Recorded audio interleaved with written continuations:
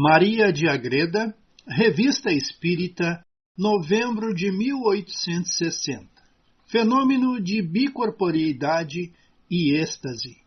Maria de Jesus nasceu em Agreda, cidade da Castela, em 2 de abril de 1602.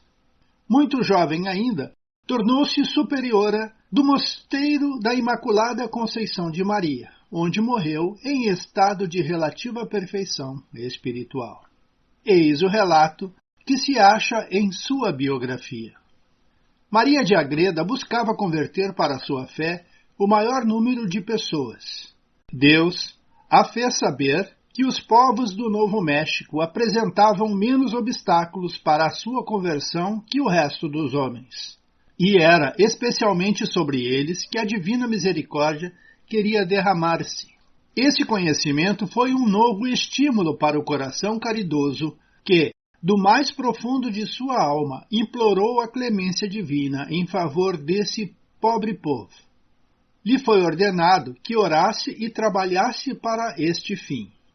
E ela o fez de maneira tão eficaz que o Senhor, cujas razões são impenetráveis, operou nela e por ela uma das maiores maravilhas que se pode relatar.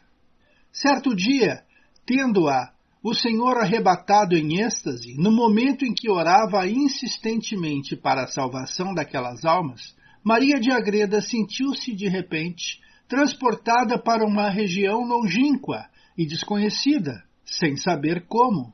Achou-se, então, num ambiente que não era o de Castela, e experimentou os raios de um sol mais ardentes que de costume.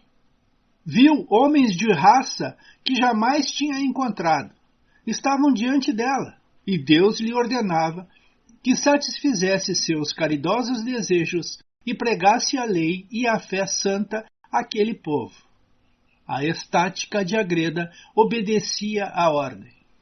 Pregava a esses nativos em sua língua espanhola, e eles entendiam como se ela lhes falasse em sua língua materna. Seguiram-se conversões em grande número. Voltando do êxtase, esta santa mulher se achava no mesmo lugar em que estava no começo do arrebatamento. Não foi apenas uma vez que Maria de Jesus desempenhou esse maravilhoso papel de missionária, junto aos habitantes do Novo México.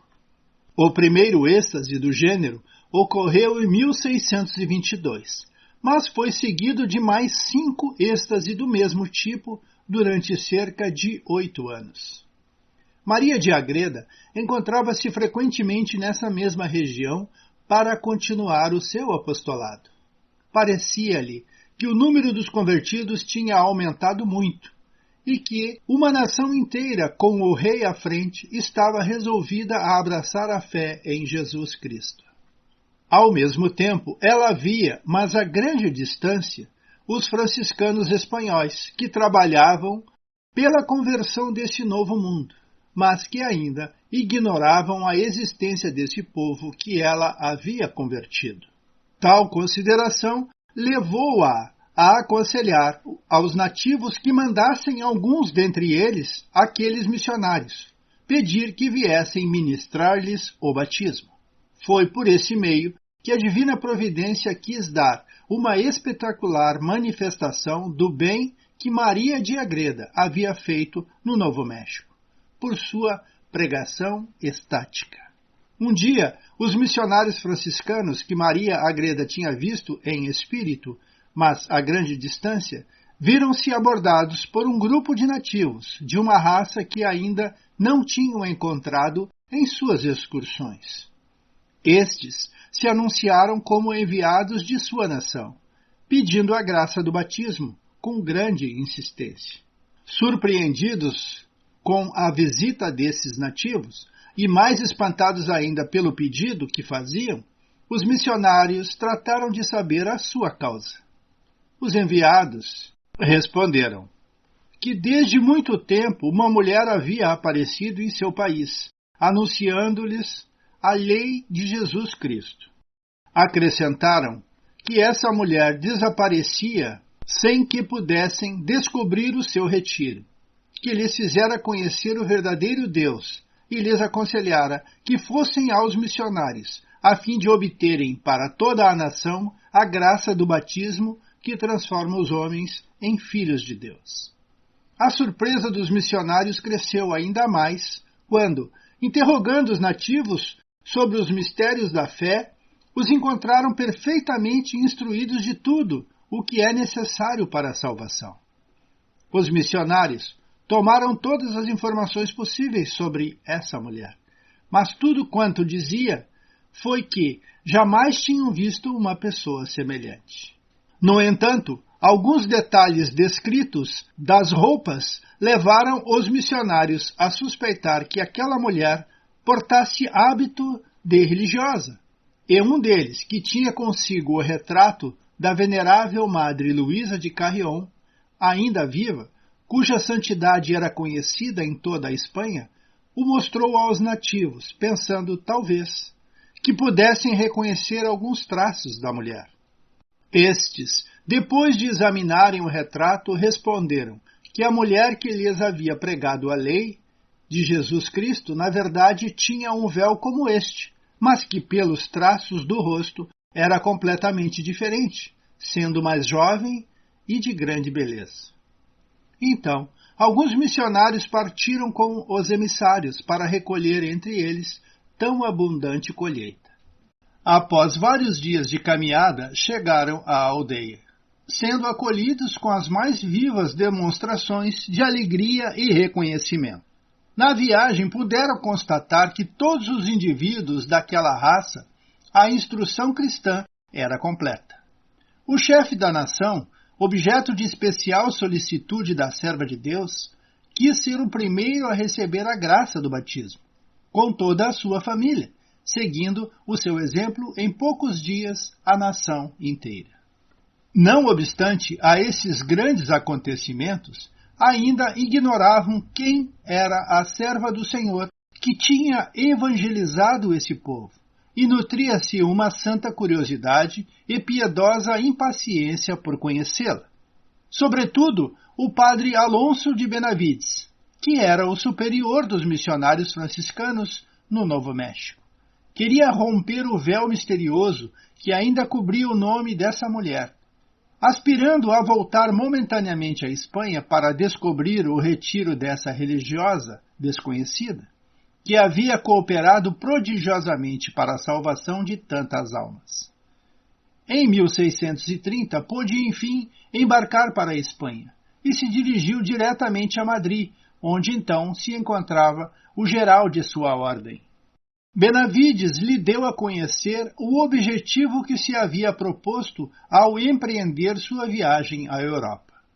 O geral conhecia Maria de Jesus Agreda e, conforme o dever de seu cargo, tivera de examinar a fundo essa religiosa.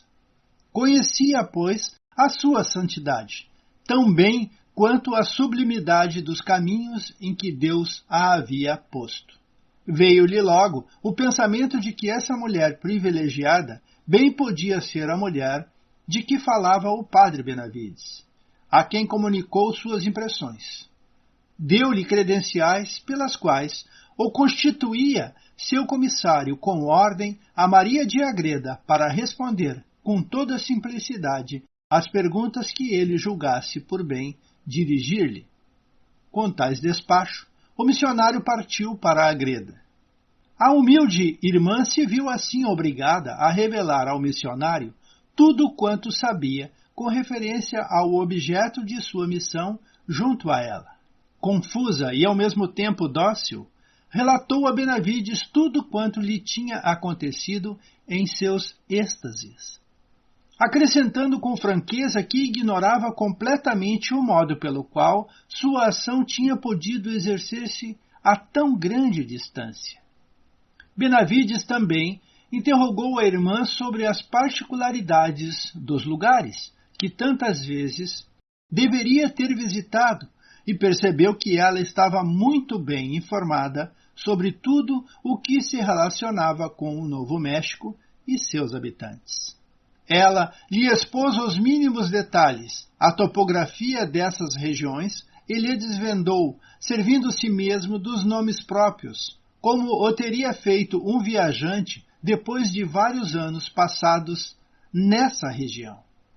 Acrescentou até que tinha visto Benavides e seus religiosos várias vezes, indicando os lugares, os dias, as horas e as circunstâncias, e fornecendo detalhes especiais sobre cada um dos missionários. Compreendeu-se facilmente o alívio de Benavides, por ter finalmente descoberto a alma privilegiada de que Deus se tinha servido para exercer sua ação miraculosa sobre os habitantes do Novo México. Antes de deixar a cidade de Agreda, Benavides quis redigir uma declaração de tudo quanto havia constatado, quer na América, quer em Agreda, nas suas conversas com a serva de Deus.